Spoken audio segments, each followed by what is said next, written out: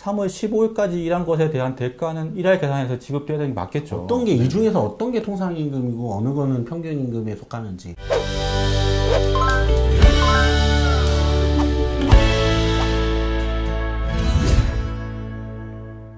서울노동TV 노가리 9편 박성훈 노무사님과 함께 시작하도록 하겠습니다. 안녕하세요. 네, 안녕하세요. 오늘 소개해 주실 상담 사례는 어떤 건가요? 본인이 이제 연장 수당을 제대로 받고 있는지, 적법하게 받고 있는지를 문의해 주신 내용입니다.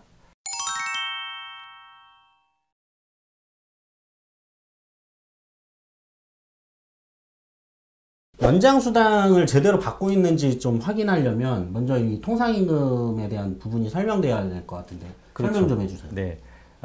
각종 시간의 수당을 산정하는 기초가 이제 통상임금인데요. 이 통상임금, 즉 시급 통상임금을 알아야 자기가 정확하게 법대로 시간의 수당을 받고 있는지를 이제 확인할 수 있습니다. 통상임금 설명해 주시죠. 네, 그 임금의 가장 기초가 되는 이 두 가지 개념이 통상임금과 평균임금이지 않습니까? 가장 쉽게 직관적으로 한번 이해를 해보자고 한다면은 before and after 이렇게 이해하시면 좋은데요. 통상임금은 before죠. 그러니까 즉 사전적 개념, 미리 정한 임금. 평균임금은 사후적 개념, after죠. 그러니까 실제로 받은 임금. 그러니까 예를 들면 하루 8시간 주 5일 일하고 한 달에 200만 원을 받기로 했어요. 그리고 이때 이 200만 원이 이제 이 노동자의 통상임금이 되는 거죠. 그래서 200만 원 받고 일을 하기로 했는데 실제 일한 결과 받은 월급이 뭐 215만 원이다. 그럼 이 215만 원이 이제 평균임금인 거죠. 다만 조금 더 이제 여기서 가감을 해야 될 부분이 있긴 한데 어쨌든 이렇게 사전적 개념, 사후적 개념으로 통상임금과 평균임금 이해하시는 게 가장 쉬울 것 같습니다. 그럼 시간의 근무 수당을 계산하는 건 미리 이제 정해진 임금, 이 통상임금으로 계산해야 되는 거죠? 그렇죠. 통상임금이건 평균임금이건 다 어떤 특정한 임금 수당을 산정하기 위한 도구 같은 개념이에요. 그래서 통상임금은 미리 고정된 금액이 있는 거기 때문에 각종 법정 수당, 예를 들면 시간의 수당이라든지 주휴수당 또는 뭐 연차 휴가 수당 같은 걸 산정하는 이제 기초가 되는 거고요. 평균임금은 뭐랄까 이제 좀 생활 보장의 취지가 있는 것들, 예를 들면 퇴직금, 또 이제 뭐 휴업수당, 그 다음에 실업급여, 산재보험급여 같은 평소에 받았던 걸 기준으로 좀 계산을 해야 되는 그런 것들을 산정하는 기초가 되는 거죠. 네. 내가 임금을 딱 받는데 어떤 게, 이 중에서 어떤 게 통상임금이고 어느 거는 평균임금에 속하는지 이게 어떻게 판단하죠? 사실 통상임금에 대한 논란이 오랫동안 있어 왔지 않습니까? 네. 그러다가 2013년 12월에 우리 대법원이 한번 정리를 했어요. 대법원은 이렇게 봅니다. 내가 받는 각종 임금들 중에서 소정 근로의 대가로 정기적, 일률적, 고정적으로 지급되는 임금, 이게 통상임금이다. 이렇게 정리를 하고 있어요. 사실 예를 들면은 뭐 급식비라든지 교통비라든지 뭐 체력 단련비 뭐 등등등 명절 휴가비, 명칭이 다소 복리후생적으로 보인다 하더라도 실제로는 어떤 단체벽이나 취업규칙에 의해 가지고 사용자에게 지급 의무가 제도화 돼 있다. 그럼 다 정기성, 일률성, 고정성이 있으면 통상임금에 포함된다. 이렇게 이해하셔도 무방할 것 같습니다. 정기성은 이제 정기적으로 입금이 돼야 되는 거죠? 그렇죠. 이제 과거에 논란이 많았던 게 정기성 부분인데요. 말 그대로 정기성은 어떤 일정한 주기별로 지급되면 정기성이 있는 거예요. 1년에 한 번 지급하는 연말 보너스라 하더라도 또는 1년에 2번 지급하는 명절 휴가비 또는 분기별로 지급하는 상여금 같은 경우에도 정기성이 있지 않습니까? 일정한 주기로 지급되니까 다 정기성이 있습니다. 그래서 이런 것도 다 통상임금에 포함된다 볼 수 있죠. 그러면 두 번째 요건이 일률성은 직원들에게 똑같이 일률적으로 지급해야 한다. 이런 거죠? 그렇죠. 일단 다 지급하거나 또는 다 지급 안 한다 하더라도 일정한 요건이나 기준을 충족하는 사람한테 다 지급하는 것도 일률성이 있는 거예요. 예를 들면은 특정한 자격을 갖고 있는 사람들한테 자격수당을 준다.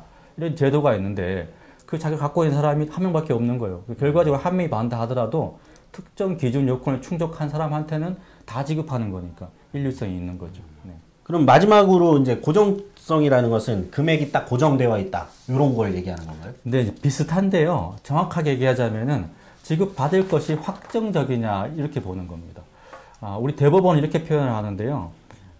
오늘까지 제가 일을 하고 내일 갑자기 퇴직을 하게 됐어요. 그렇더라도 오늘까지 내가 일한 것에 대한 대가로서 당연히 지급될 것이 확정되어 있는 임금. 이게 이제 고정성이 있다라고 이렇게 보는 겁니다. 이제 실적급 같은 거, 어떤 평가에 따라 가지고 실적에 따라서 이제 어떤 성과급을 지급한다라고 했을 때도 기본적으로는 고정성이 없지만 최하 등급 받더라도 기본적으로 뭐 1인당 50만 원 지급한다라고 한다면 그 최소 금액만큼은 전 직원들한테 다 고정성이 있는 통상임금이 되는 겁니다. 근데 이 고정성 관련해서 현재까지도 논란이 되는 부분이 있다고 하는데 어떤 내용인가요? 네, 이른바 재직자 지급 요건이라고 하는 게 아직까지 정리가 좀 안 돼 있는데요. 이런 겁니다. 분기별 상여금을 지급하는데 상여금 지급일 기준 재직자에 한해서 지급한다. 이런 요건을 단서를 붙여놓은 경우죠. 그러면은 뭐 예를 들면 1, 4분기 상여금은 3월 말에 지급하지 않습니까? 근데 제가 개인 사정으로 3월 15일에 퇴직하게 됐어요. 네. 그럼 못 받지 않습니까? 그렇죠. 이럴 때 이제 고정성이 없다. 이렇게 보는 게 아직까지는 이제 대법원의 일반적인 입장이라고 보여요. 그런데 한번 생각을 해보자는 거죠. 분기별 상여금이라고 하는 게 1, 4분기 일한 대가로서 후불적으로 지급되는 임금이지 않습니까? 그러면 3월 15일날 퇴직한다 하더라도 아직 지급일 전이지만 3월 15일까지 일한 것에 대한 대가는 일할 계산해서 지급돼야 되는 게 맞겠죠. 네네. 이런 문제의식을 반영한 최근 하급심 판결들이 나왔어요. 그래서 서울고등법원 판결을 보면은 재직자 지급 요건 자체가 사실은 무효다. 이런 판결이 있습니다. 그래서 이 사건이 지금 대법원에 올라가 있어요. 그래서 대법원 전원 합의체 판결을 앞두고 있는 상황인데요. 이런 문제가 있어요. 이게 재직자 지급 요건이라고 하는 게 꼭 상여금뿐만 아니고요. 각종 뭐 명절 휴가비라든지 또는 뭐 그냥 일반적인 수당 같은 경우에도 그냥 이렇게 지급일 기준 재직자에 한해 지급한다는 요건만 다 놔버리면 또는 한 달에 뭐 10일 이상 일한 사람한테 지급한다. 10일 일 못하는 경우는 아주 예외적인 경우인데 어쨌든 이런 요건을 다 놔버리면은 고정성이 없으니 통상임금이 아닌 것처럼 해석되는 문제가 많단 말이죠. 그래서 조속히 좀 우리 대법원에서 이 재직자 지급 요건 자체가 무효라고 하는 좀 그런 판결이 빨리 좀 내려지기를 좀 희망하고 있습니다. 네, 오늘은 상담 문의 주신 내용에서 통상임금 부분을 좀 더 자세하게 좀 알아봤는데요. 구체적인 내용은 통상임금을 산정해서 시간의 순당을 어떻게 계산하는지는 다음 시간에 좀 더 알아보도록 하겠습니다. 모두 꼭 다음 시간까지 시청 꼭 부탁드리고요. 오늘도 박성훈 선생님 감사드립니다. 네, 고맙습니다. 고맙습니다.